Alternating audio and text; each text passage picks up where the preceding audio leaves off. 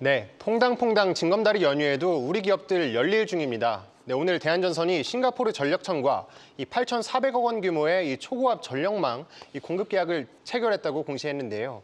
자, 이 소식에 최근 잠잠했던 대한전선의 주가 불기둥을 쏘아 올리고 있는데, 자, 최근 이 주가 하락의 원인으로 이 구리 가격의 하락이 꼽히는데, 사실 최근 들어서 이 구리 가격 다시 반등에 성공하고 있습니다.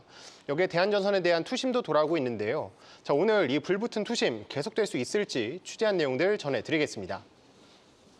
네, 확실히 오늘 대한전선 강세의 배경에는 강력한 수주 이슈가 작용하고 있는 것으로 보입니다. 싱가포르 전력청과 2건의 수주 계약을 체결했는데 이 사업이 뭔지부터 일단 좀 정리를 해보죠. 일단 싱가포르가요, 지금 AI나 데이터 센터로 이 급증하는 전력 수요를 좀 대응하기 위해서 지금 싱가포르 전국에 지금 전력망을 깔고 있습니다. 여기에 대해서 지금 프로젝트가 진행 중인데 여기서 일부를 대한전선이 수주를 한 겁니다. 이게 어느 정도 규모인지 살펴보면은 앞서서도 많이 다루긴 했는데 보시면 전년 매출 대비해서 거의 30%에 달하는 상당한 규모다라는 것이고요. 보시면 아래 지금 4,925억짜리 저런 계약 같은 경우는 지금 관련된 계약 중에선 국내에서 가장 최대 규모다라고 볼 수 있겠습니다. 네. 또 그리고 이 계약의 형태는 어떻게 됐느냐라고 보면은 대한전선이요, 지금 처음에 전력망 설계부터 생산, 포설, 접속 이렇게 전부 다 해가지고 한 번에 차지하는 이런 풀 턴키 계약으로 지금 이번에 체결을 했다라는 말씀까지 전해드리겠습니다. 계약 규모가 지금 합쳐서 거의 1조 원에 달하는데 싱가포르가 세계에서 1, 2위를 다투는 AI 데이터 센터 허브다 이런 얘기가 있잖아요. 네. 전력 사용량이 그만큼 상당하다는 것이고. 그런데 여기서 궁금한 건 왜 하필 다른 나라도 아닌 우리 한국의 대한전선을 선택했을까 네. 하는 점이에요. 네, 일단 두 가지 이유를 꼽아볼 수 있겠는데요. 일단 대한전선은 글로벌 업체들과의 경쟁을 통해서 이번 입찰을 따냈습니다. 근데 첫 번째 이유를 살펴보면 이 대한전선과 싱가포르의 인연이 좀 있습니다. 앞서서 2016년이랑 2022년에 이미 400kV짜리 계약을 땄거든요. 여기에 대해서 지금 대한전선이 이번에 평가를 받을 때에도 앞서서 두 개 프로젝트 좀 성공적으로 완수한 데에 대해서 좀 긍정적으로 평가했을 것이다라고 설명을 했고요. 또 두 번째가 이제 기술 경쟁력이 있는데 사실 이번 프로젝트에 입찰을 하려면 500kV짜리 좀 어느 정도 기술력이 있어야 했다고 합니다. 네. 500kV가 지금 상용화된 케이블 중에서는 가장 초고압이거든요. 여기에 대해서 아직까지 프로젝트를 수주하거나 한 기업이 많지가 않다는 거죠. 지금 근데 대한전선 같은 경우에는 앞서 러시아나 이집트 이런 국가들에도 이미 프로젝트를 따는 경험이 있기 때문에 이런 점들이 좀 긍정적으로 반영됐다라고 설명했습니다. 대한전선이 경력과 기술력이 있는 회사였군요. 네. 대표님은 이번 수주권 어떻게 평가를 하세요? 네, 일단은 상황들을 살펴보면은 이게 국내외 수주 프로젝트 중에서 가장 큰 거고 싱가포르에 대한 긍정적인 부분도 말씀을 해주셨지만 하나를 좀 덧붙이자면은 그만큼 기술과 품질 검증이 굉장히 까다로운 국가다라는 걸 알 수 있는데 이 부분에 대해서 하나하나 공시를 살펴보면은 4,925억 원짜리는 예상 종료 시점을 위에다 적지 않고 예상을 적었는데 그게 28년도 1분기. 그리고 이제 3,400억 원짜리는 28년도 4분기.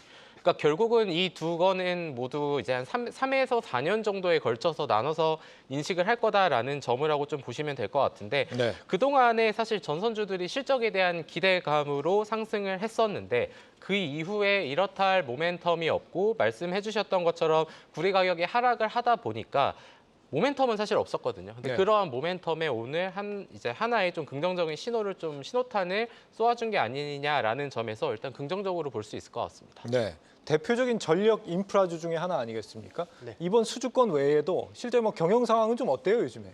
네, 제가 세 가지 포인트로 한번 잡아봤는데요. 네. 일단 첫 번째는 제가 수주 잔고로 잡아봤습니다. 일단 2022년부터 잔고가 꾸준히 쌓이고 있거든요. 보시는 것처럼 올해 상반기까지만 해도 벌써 2조 원을 돌파했는데 이번 건까지 합치면 이제 3조 원이 되는 겁니다. 여기에 더해서 제가 그럼 혹시 연내에 추가 수주가 좀 있겠느냐라고 물어봤는데요. 사실 여기에 대해서 미리 좀 공개는 어렵지만 지금 네. 계속해서 미국이라든지 글로벌적으로 주요 프로젝트는 계속 입찰에 참여하고 있다라고 얘기를 했습니다.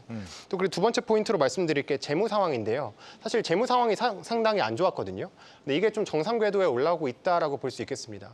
보시면 3년 전만 해도 거의 부채 비율이 154% 굉장히 부채가 많았었는데 이 부분이 2022년도에 유상증자를 하면서 차입금도 많이 상환을 하고 그러면서 지금 차입금에 대한 의존도도 지금 30%까지 내려왔고 부채 비율도 70%까지 내려왔다라는 점 그리고 또 기업의 신용등급도 A까지 올라왔습니다.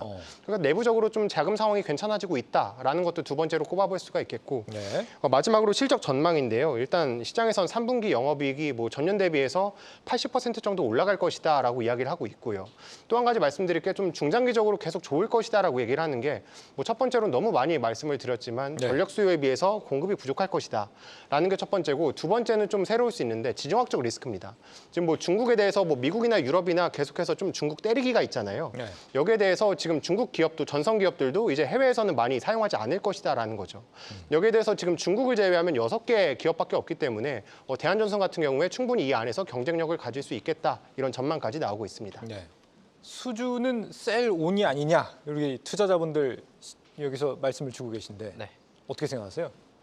그게 좀 애매하면 세론이 많이 나오더라고요. 네. 근데 뭔가 생각지 못하게 나온다라고 했을 때는 세론보다는 오히려 이거를 감고 올라가는 그런 그림들이 나왔었던 사례들도 한 번은 또 생각해 볼 필요가 있을 것 같습니다. 앞으로의 상승 가능성을 계속 우리가 좀 눈여겨볼 필요는 있다. 네, 뭐 실적을 일단은 올해를 말씀을 해주셨는데 이 회사 같은 경우에는 내년까지만 하더라도 지금 일단 회사에서 일단 증권사에서 컨센으로 얘기하는 게 일단은 영업이익이 내년도에 1,700억 좀 아래쪽인데 네. 이게 2023년하고 대비했을 땐 2배 이상 증가를 하는 거죠. 근데 이 증가치에는 지금 이런 싱가포르에 대한 내용이 아마 반영이 되어 있지 않을 거기 때문에 그런 부분들을 감안한다면 이렇게 시총이 2조 원이 넘는 회사가 영업이익 측면에서 2년 사이에 2배 증가한다라는 거는 그리고 기간 조정을 받고 올해 고점 21,000원에서 지금 13,000원까지 내려와 있다라는 부분은 충분히 조금 긴 호흡으로 좀 볼 수 있을 만한 그런 모멘텀이 아닐까 생각하고 있습니다. 감사합니다. 정 기자 오늘 주제 어떻게 정리해 볼까요?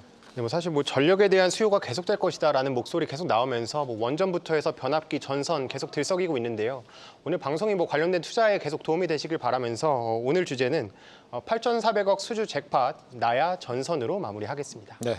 정 기자의 엔터프라이스가 오늘부로 끝이 나잖아요. 네. 지난 반년 동안 열심히 달려왔는데 네. 어떻게 우리 시청자분들께 인사 한마디 하죠? 네, 저는 사실 반년 동안 열심히 해왔는데 네. 제가 전해드린 소식들이 계속해서 투자에 도움이 되셨길 바라면서 저는 또 5시에 뉴스로 찾아뵈니까요.